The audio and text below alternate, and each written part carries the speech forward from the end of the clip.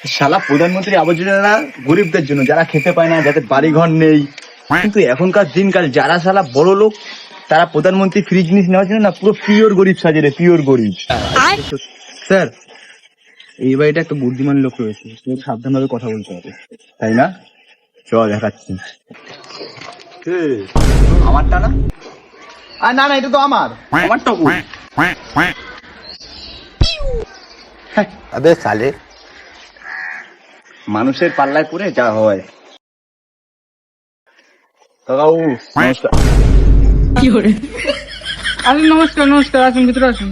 এই মেয়ে কেউ স্বাগত জানায়? আরে আসুন আসুন, আপনি ভিতরে আসুন।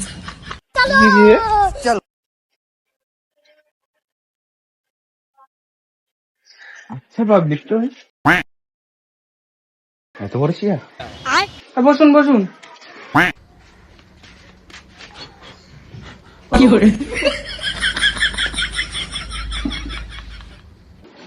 হ্যাঁ তো বলুন। তো আগে কাকাবাবু, আমার প্রধানমন্ত্রী আবাস যোজনা।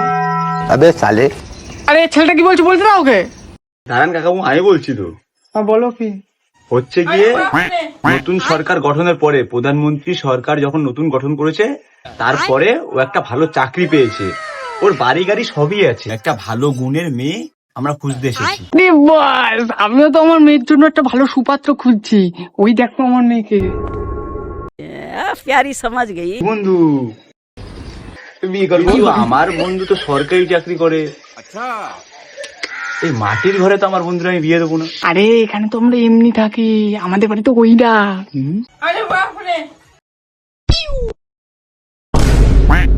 সব ঠিক আছে, বিয়ের পরে কি আমার বন্ধু হেঁটে হেঁটে আসবে? আরে বাবা, আরে রাস্তার ধারে দেখলে না দুটো বড় বড় গাড়ি ঢাকা রয়েছে। হ্যাঁ। আরে ওই দুটো গাড়ি তো আমারই, তা জামাইকে দেবো। আর ওতে আমার হবে না, আমার একটা জমি লাগবে। শোনো শোনো, এদিকে মেন রোডের ধারে আমার নামে 10 কাঠা জমি আছে। আস্তে আস্তে আমার মেয়ের নামেই তো এসব দিয়ে দেবো। তারপরে তোমরা অনেক ঘর বানাবা, বাড়ি বানাবা, তোমাদের বিষয়। থামেন থামেন কাকাবাবু থামেন, আমরা প্রধানমন্ত্রী আবাস যোজনা থেকে এসেছি। আপনার নামটা কেটে গেছে, আপনার নামে বাড়িটা ক্যান্সেল হয়ে গেল।